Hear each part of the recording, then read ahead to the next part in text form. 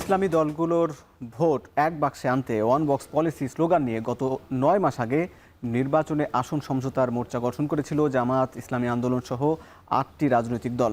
জুলাই সনদ ও সংস্কার বাস্তবায়নের দাবিতেও আন্দোলনে মাঠে ছিল এই মোর্চা। পরে মোর্চায় যোগ দেয় এনসিপি, এলডিপি ও এবি পার্টি। এরপর আসন সমঝোতা নিয়ে জোটে ফাটল তৈরি হয়। অবশেষে আজ ১১ দলীয় নির্বাচনী ঐক্য থেকে বেরিয়ে যাওয়ার ঘোষণা দিয়েছে ইসলামী আন্দোলন বাংলাদেশ। জোট নিয়ে কেন এই টানাপোড়েন, জোটের মাপ নিয়ে আজকের ভোটের ট্রেন। সঙ্গে আছি আমি হাসিব বিল্লাহ। গতকাল ত্রয়োদশ জাতীয় সংসদ নির্বাচনে জামাতের নেতৃত্বাধীন ১১ দলীয় নির্বাচনী ঐক্যের আসন বন্টনের ঘোষণা দেওয়া হয়। সে সময় সংবাদ সম্মেলনে অনুপস্থিত ছিল ইসলামী আন্দোলন বাংলাদেশ। সংবাদ সম্মেলনে ২৫৩টি আসনে সমঝোতার কথা জানানো হয়। সেই আসনের সমঝোতায় কে কোন দল কয়টি আসন পেল সেগুলো এক নজরে দেখে নিতে চাই। সেখানে দেখা যাচ্ছে জামাত ইসলামী ১৭৯টি আসন রেখেছে। এছাড়া জাতীয় নাগরিক পার্টি পেয়েছে ৩০টি আসন, Bangladesh Khelafat Majlis ২০, Khelafat Majlis ১০, LDP ৭, AB party ৩, Bangladesh development party ২, Nizam Islam party ২।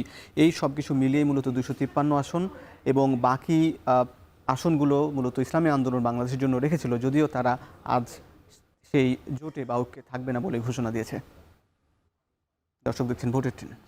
দর্শক, গতকাল জামাত ইসলামের পক্ষ থেকে আসন বন্টনের পর আজ বিকেলে এক সংবাদ সম্মেলনে ইসলামী আন্দোলনের মুখপাত্র গাজী আতাউর রহমান ২৬৮টি আসনে এককভাবে নির্বাচন করার ঘোষণা দিয়েছেন। এ সময় তিনি বলেন, শরিয়া আইন বাস্তবায়ন করবে না বলে ঘোষণা দিয়ে আল্লাহর আইন থেকে সরে গেছে জামাত ইসলামী।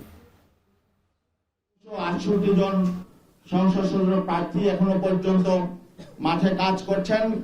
আমরা তাদেরকে নির্দেশনা দিয়ে দিয়েছি, তারা নির্বাচনের প্রতিদ্বন্দ্বিতা করবেন, একজনও তারা মনোনয়নপত্র প্রত্যাহার করবেন না। আমরা জানি বাংলাদেশ জামাত ইসলামী তাদের জন্মের পর থেকে একটা মৌলিক স্লোগান ছিল যে আল্লাহর আইন চাই, সৎ লোকের শাসন চাই। এখন যখন ক্ষমতায় যাওয়ার মতো অবস্থা তৈরি হয়েছে, তখন তারা আল্লাহর আইন থেকে সরে গেলেন। এদিকে এই অবস্থানের পর ইসলামী আন্দোলনের তোলা অভিযোগকে ভিত্তিহীন দাবি করেছেন জামাতের নেতারা। তারা বলছেন, আদর্শচ্যুত হয়নি জামাত, সম্মিলিতভাবে এগিয়ে চলার প্রক্রিয়া চলছিল। এটি একটি নির্বাচনী জোট, আমরা তখন থেকে বলে আসছি নির্বাচনী ঐক্য প্রক্রিয়া, যেটা আমরা পরবর্তীতে আসন সমঝোতায় গিয়েছি। ২৫৩টি আসনে ঘোষণা, ৪৭টি আসন আমাদের হাতে আছে। এখানে কিছু আছে ইসলামী আন্দোলনের জন্য, অন্যান্য দলের জন্য কিছু আছে, কিছু উন্মুক্ত চিন্তা করে রাখা হয়েছিল। এখন সামনের বাস্তবতাকে সামনে রেখে শীর্ষ নেতৃবৃন্দ সিদ্ধান্ত নেবেন যে আসনগুলো আমরা কিভাবে বন্টন করব। নিচ্ছে একটা বিরতি, হচ্ছে একটু পরে। RICL TMX, যুগের পর যুগ স্থাপনা থাকে মজবুত। VRM প্রযুক্তির RICL TMX। দর্শক, বিরতির পর স্বাগত, দেখছেন ভোটের ট্রেন। দর্শক, আজকের আলোচনা করছি জোটের মাপ নিয়ে। আলোচনায় সম্প্রসারণ করতে স্টুডিওতে আছেন ছাত্র শিবিরের সাবেক সভাপতি ও জামাত ইসলামীর কেন্দ্রীয় মজলিসের শুরা সদস্য অ্যাডভোকেট আতিকুর রহমান এবং আছেন ইসলামী আন্দোলন বাংলাদেশের কেন্দ্রীয় সাংগঠনিক সম্পাদক শাহ ইফতেখার তারিক। আপনাদের দুজনকে স্বাগত জানাচ্ছি।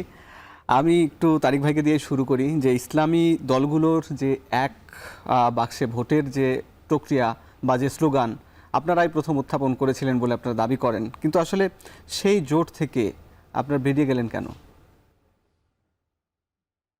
বিসমিল্লাহির রহমানির রহিম। ধন্যবাদ আপনাকে, ধন্যবাদ আমার সহযোগী আলোচককে এবং যারা এই মুহূর্তে এই অনুষ্ঠানটি দেখছেন তাদের সকলকে ইসলামী আন্দোলন বাংলাদেশের পক্ষ থেকে আন্তরিক মোবারকবাদ ও ধন্যবাদ জানাচ্ছি। আপনার প্রশ্নটি আমি উত্তরটা এভাবে দিতে চাই, রাজনীতিতে এটা খুব অস্বাভাবিক ঘটনা নয়। আমরা একত্র হতে চেয়েছিলাম, নিশ্চয়ই এর মধ্যে আমাদের একটা চিন্তাভাবনা ছিল, একটা কল্যাণকামিতা ছিল।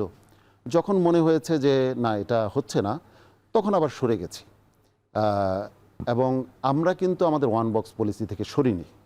আমরা যে বিষয়টি আপনি বললেন যে বাকি দলগুলি যে অবস্থানে আছে, সেই অবস্থানে আমরা একমত হতে পারিনি।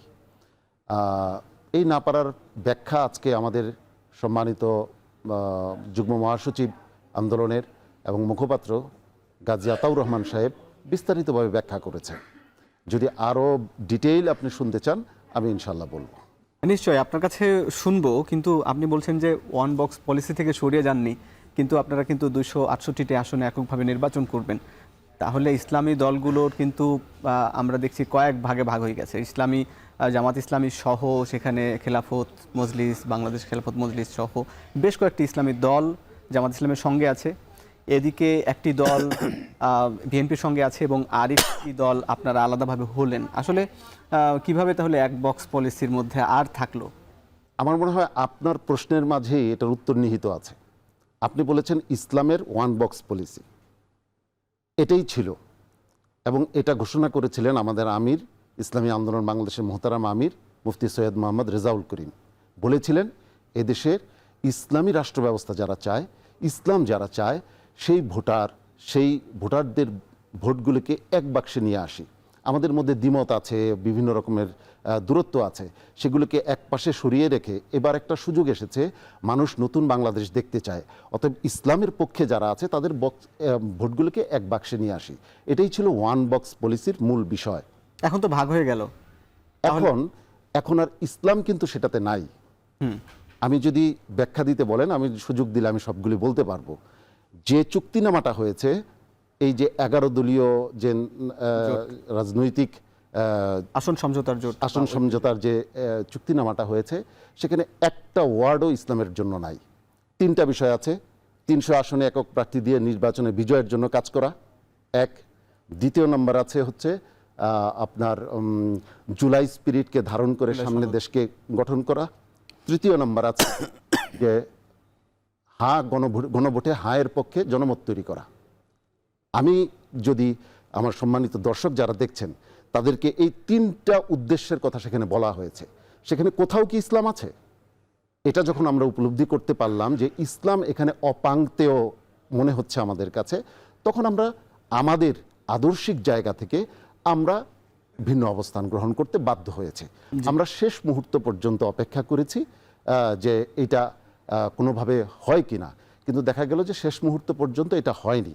এবং এই সম্পর্কে আমার কাছে আরো অনেকগুলো এভিডেন্স আছে, যে এভিডেন্সগুলি আমি পরবর্তীতে দিব। তবে শেষ কথা এটা বলতে চাই, রাজনীতিতে এই যে একসাথে চলা, আলাদা চলা, এটা হতেই পারে, এটা খুব স্বাভাবিক, কিন্তু এর মানে এই না আজকে তিনি আমার শত্রু হয়ে গেছেন বা আমি ওনার শত্রু হয়ে গেছি। বিষয়টা একেবারেই তা। নিশ্চয়ই বোঝাপড়ার একটা জায়গা, সেই বিষয়গুলো আমরা একটু স্পষ্ট হব। এখানে আমাদের সঙ্গে আছেন বাংলাদেশ জামাত ইসলামীর কেন্দ্রীয় মজলিসের শূরা সদস্য অ্যাডভোকেট আতিকুর রহমান। আপনার কাছে জানতে চাই যে এখন যে জোটটি 11 দলীয় জোট যেটি ছিল, সেখানে এখন 10 দল রয়েছে ইসলামী আন্দোলন ছাড়া। সেখানে বেশিরভাগ দল, প্রায় 7টি দল ইসলামী দল, 6 থেকে 7টি। এছাড়া তাহলে আপনি কি বলবেন যে এই এক বক্স পলিসির মধ্যে কি আপনারা আছেন, নাকি এখান থেকে সরে এসেছে? দেখুন, 10 দল যেহেতু আছে, 10 দলের ভোট তো এখানে একটা বক্সে আসবে। তো সেই নীতিকে আপনি ভিন্ন দিকে নেওয়ার সুযোগ নাই। জামাত ইসলামী সহ ইসলামী আন্দোলন সকল দলই কিন্তু আমরা দীর্ঘ বলা যায় 1 বছর একসাথে কাজ করেছি এবং দেশের মানুষের মধ্যে যারা জনমত তৈরি হয়েছিল স্বাভাবিকভাবেই এই দলগুলোর প্রতি, তো শেষ পর্যন্ত জামাত ইসলামী সহ আমরা চেষ্টা করেছি যাতে করে ইসলামী দলগুলোকে একসাথে একই প্ল্যাটফর্মে রাখা যায়। তো শেষ দিকে এসে আরও 3টি দল এখানে যুক্ত হয়েছে। আপনি জানেন যে জাতীয় নাগরিক পার্টি এখানে এসেছে, এবি পার্টি এবং এবি পার্টি এবং এলডিপি এখানে এসেছেন। তো তারা তো সরাসরি ইসলামী দল নয়, দেশের প্রয়োজনে, সার্বভৌমত্বের প্রয়োজনে তারাও মনে করেছেন একসাথে আসলে আগামীর বাংলাদেশকে সুন্দর করা যাবে। এবং আমরা সবাই যে ইনসাফের রাষ্ট্রের কথা বলি, সেই ইনসাফের রাষ্ট্রটা আমরা করার সুযোগ সেখানে পাবো। আধিপত্যবাদী গোষ্ঠী যেভাবে বাংলাদেশকে নিয়ে প্রায় তারা ষড়যন্ত্র করেন, সেখান থেকে দেশকে রক্ষা করার সুযোগ পাওয়া যাবে। আমাদের যে জুলাই সনদ, যে জুলাই বিপ্লবীরা দেশটাকে তারা আমাদেরকে পরিবর্তন করে দিয়েছেন, তার বাস্তবায়ন করা, এই দিকগুলোকে মিলেই যখন বাকি 3টা দল এক হয়েছেন, সেখানে 11টি দল হয়েছে। এবং এটি ছিল মূলত একটা আসন সমঝোতা, যে আমরা একসাথে ইলেকশন করব যাতে করে আমাদের সমমানা মানুষগুলোর ভোটগুলো আমরা এক বক্সে নিয়ে আসার সুযোগ পাই। তো শেষ পর্যন্ত জামাত ইসলামী আমাদের জায়গা থেকে আমরা চেষ্টা করেছি, এখানে কাউকে দোষারোপ করা যাবে না। কি কারণে সেই মানে শুরুর দিকে যে দলটি ছিল ইসলামী আন্দোলন, সেটা সরে গেল, মানে থাকলো না, কেন রাখতে পারলেন না আপনাদের? দেখেন, কিছু বক্তব্য আজকে আমরা শুনলাম মিডিয়াতে, এর পাশাপাশি তো স্বাভাবিক আমরা সবাই জানি এখানে আসন সমঝোতা আছে, হয়তো আসনের ক্ষেত্রে কিছুটা বোঝাপড়া সেখানে ঘাটতি ছিল। কারণ আসলে সব দল তো বাংলাদেশের রাজনীতিতে এই ধরনের ঘটনা কিন্তু ঘটেই আসলে। আমরা মনে করি যার যার দলের স্বাধীন ইখতিয়ার তার আছে, তাদেরকে আমরা সেটা সম্মান করি, আমরা কারো উপর তো জোর করে চাপিয়ে দেওয়া যাবে না। কিন্তু আমাদের পারস্পরিক যে শ্রদ্ধাবোধ, আমাদের যে ভ্রাতৃত্ব, দেশকে এগিয়ে নেওয়ার যে আমাদের মানসিকতা, এটা কিন্তু কখনো পরিবর্তন সেখানে হয় না। হয়তো ওনারা কৌশলগত কারণে মনে করেছেন যে দিকগুলো বায়ু বলেছেন, হতে পারে সেটা, কিন্তু আমরা সবাই কিন্তু বাংলাদেশ এগিয়ে নিতে চাই। এবং আমরা মনে করি ইনসাফ যেখানে থাকে, ইনসাফটা হচ্ছে কিন্তু ইসলামের মূল একটা প্রতীক, এবং ইনসাফটা হচ্ছে কিন্তু মানুষের জন্য একটা সামগ্রিক কল্যাণকর ব্যবস্থা, জি, একটা আধুনিক কল্যাণ। রাষ্ট্রপতি জানতে চাই যে ইসলামী আন্দোলন বাংলাদেশের ক্ষেত্রে তাদের যে চাওয়া ছিল, সেই যে আসনগুলোর ক্ষেত্রে জামাত ইসলামী কি ইনসাফ করেছে কিনা? দেখুন, আমাদের এটি তো আমাদের যে কৌশল ছিল নির্বাচনী, যে আমরা সব একসাথে বসবো, কার কোথায় উইন করার সুযোগ তারা সেখানে পাবেন। আমার কাছে আমার নেতারা বসেছেন, চিন্তা করেছেন, মূল তো হচ্ছে আমাদের এই জোটটাকে আমরা বিজয়ী করে নিয়ে আসতে হবে, এটা ছিল আমাদের মূল টার্গেট। তো যেখানে যারা বিজয়ী হবেন, অনেক জায়গায় কিন্তু আবার বড় নেতৃবৃন্দ আছেন, তারা ইলেকশন সেখানে করেছেন। আমরা মনে করি উভয় দল বসেছেন, বোঝাপড়া হয়েছে, 10 দলের সাথে একটা আন্ডারস্ট্যান্ডিং হয়েছে। হয়তো কোনো ক্ষেত্রে এখন ওরা কম মনে করেছেন, হয়তো আমরা বেশি মনে করেছি, এতটুকু বোঝাপড়া। কিন্তু আমরা মনে করি জামাত ইসলামী সহ এখানে কেউ কাউকে আসলে আসন দেয়নি। এটা আমাদের আমিরও বলেছেন, ওনাদের আমিরও বলেছেন যে আমরা বসে কার জন্য কোনটা উপযুক্ত আসন, কে কোথায় থেকে বিজয়ী হয়ে আসতে পারবে, সেগুলো নিজেরা আমরা ভাগ বন্টন করে নেব, সেটা ছিল মূলত আমাদের পলিসি। এবং দেখুন, এই দলে কিন্তু বলেন অমুক এই দলের শীর্ষ নেতা, এখানে সবাই এই দলকে অ্যাকোমোডেট করে, জোটটাকে অ্যাকোমোডেট করেছেন, এবং সবাই বসে আন্ডারস্ট্যান্ডিংয়ের মধ্যে দিয়ে যার জন্য যেটা যেটা তারা সেটা নিয়েছেন। এখানে কেউ করে আমরা বন্টন করা নীতি বলতে চাই না, বরং সবাই আমরা বসেই যার যেটা তিনি সেটাকে আমরা বাছাই করে নেওয়ার চেষ্টা করেছি, কতটুকু হয়েছে। আপনাদের অনেক ধন্যবাদ, আপনারা থাকুন, আমরা আলাপ করব একটা বিরতির পর। দর্শক ভোট ট্রেনে নিচ্ছে, একটা বিরতি হচ্ছে একটু পরেই।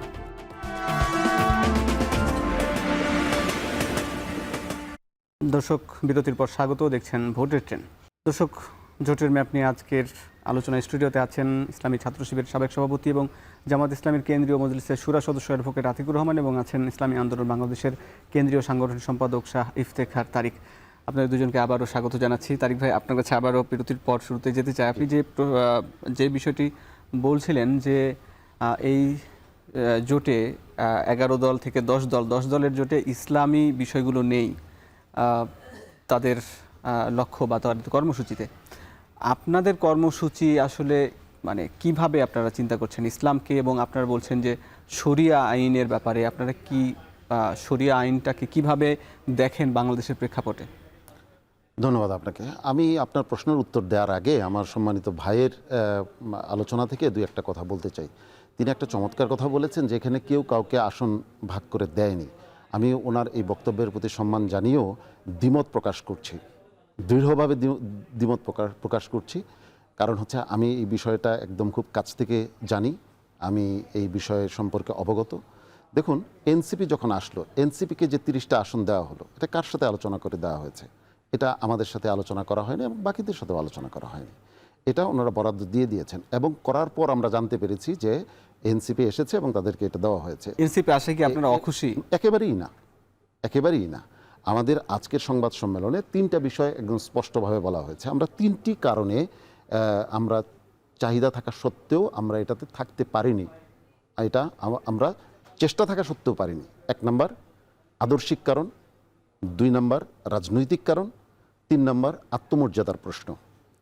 প্রথম আদর্শিক কারণটা আমি বলেছি যে ইসলাম এখানে নাই হয়ে গেছে। ইনসাফ একজন হিন্দু আরেকজন হিন্দুর সাথে করতে পারে, একজন খ্রিস্টান আরেকজন বৌদ্ধের সাথে ইনসাফ হতে পারে, কিন্তু যদি ইনসাফটাই ইসলাম হয়ে যায় তাহলে সেক্ষেত্রে রাসূল করিম সাল্লাল্লাহু আলাইহি ওয়াসাল্লাম আলাদাভাবে ইসলাম প্রতিষ্ঠার করার কথা বলতেন না, বলতেন ইনসাফ প্রতিষ্ঠার করার কথা। আপনি প্রশ্ন করেছেন, সঙ্গত প্রশ্ন করেছেন যে আমরা সেই শরিয়ার বাস্তবায়নের কি চিন্তা করছি।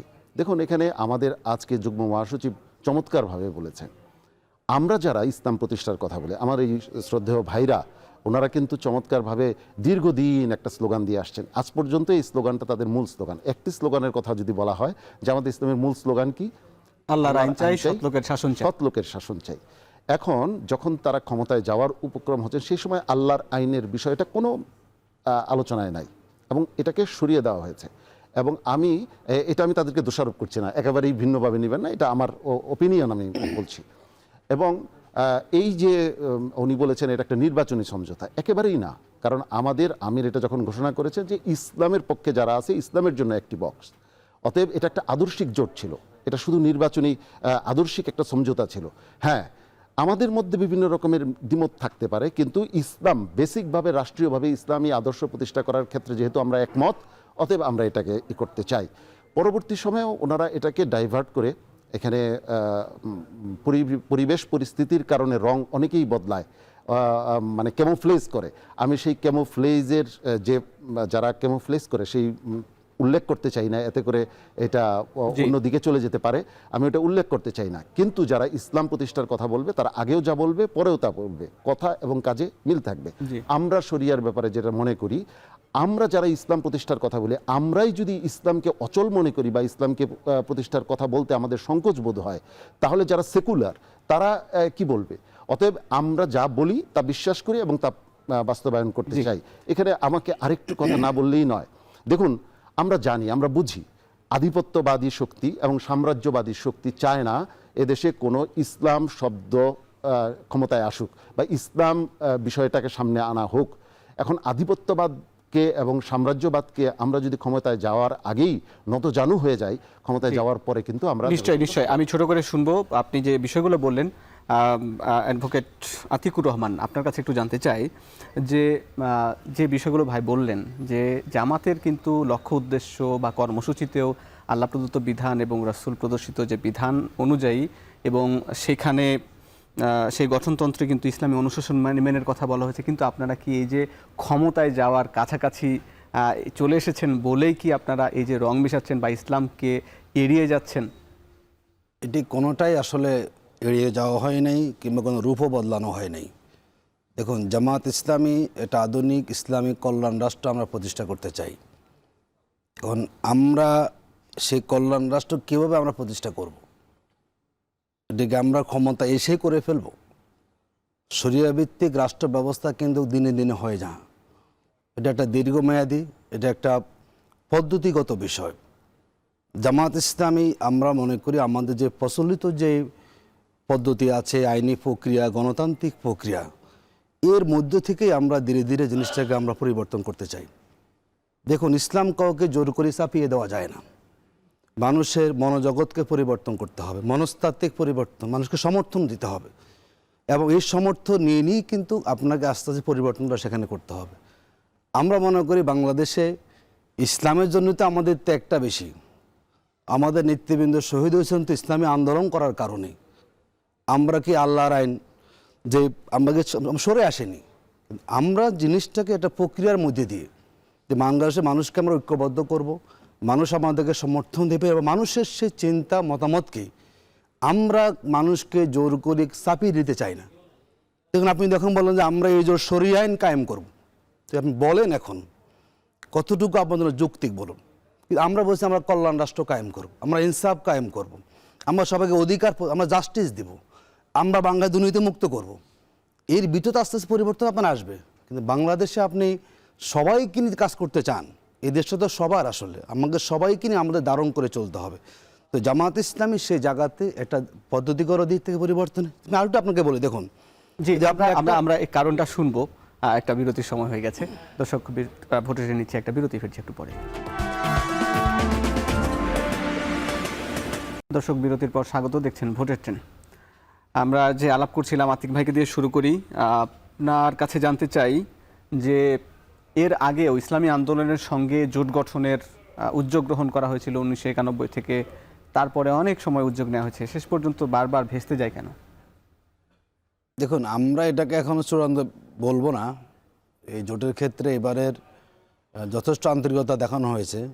আমাদের সরমানের ফির সাহেব যথেষ্ট আন্তরিক ছিলেন, জামাতের আমিরও কিন্তু ওনাদের সরমানের দরবারে গিয়েছেন, ওনাদের পল্টন অফিসে গিয়েছেন।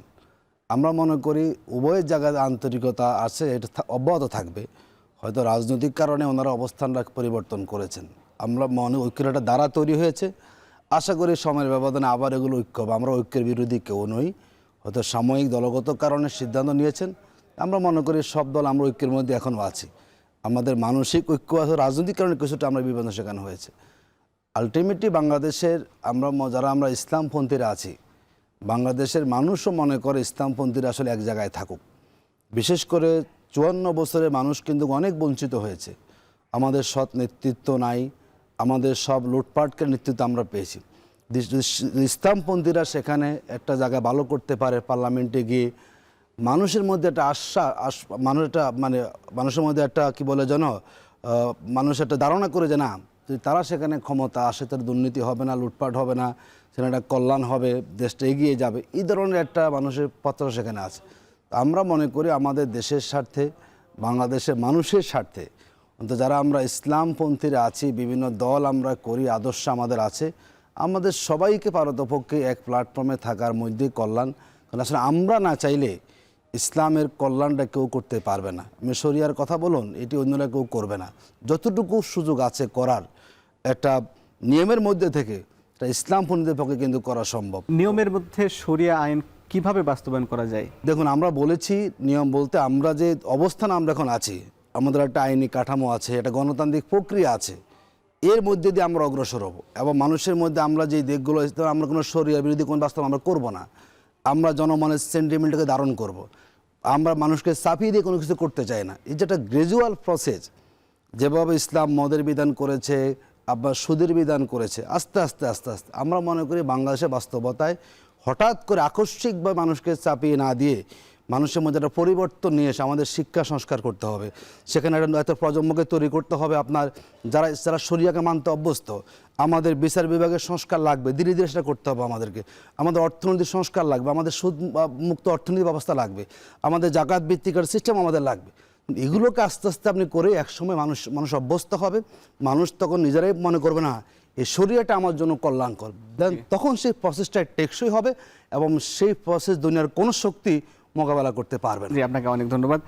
আমি আপনার কাছে একটু জানতে চাই যে মানুষকে কি চাপিয়ে দিয়েই কি এই শরিয়া বাস্তবায়ন করা ঠিক বা বাংলাদেশে? একেবারেই না। ইসলাম কখনো চাপিয়ে দেয় না। এবং ইসলাম আপনি লক্ষ্য করেছেন, আমাদের ভাইরা তো জরিপের কথা বেশি করেন। কিছুদিন আগে একটা জরিপ হয়েছিল, বাংলাদেশের কত মানুষ শরিয়া আইন চায়, তাতে 76% সম্ভবত, আমি যদি ভুল না করে থাকি, মানুষ শরিয়া আইন চায়। এবং এই যে আমাদের যে একটা সমঝোতা হয়েছিল, এই সমঝোতার প্রতি মানুষের আগ্রহ কেন হয়েছিল?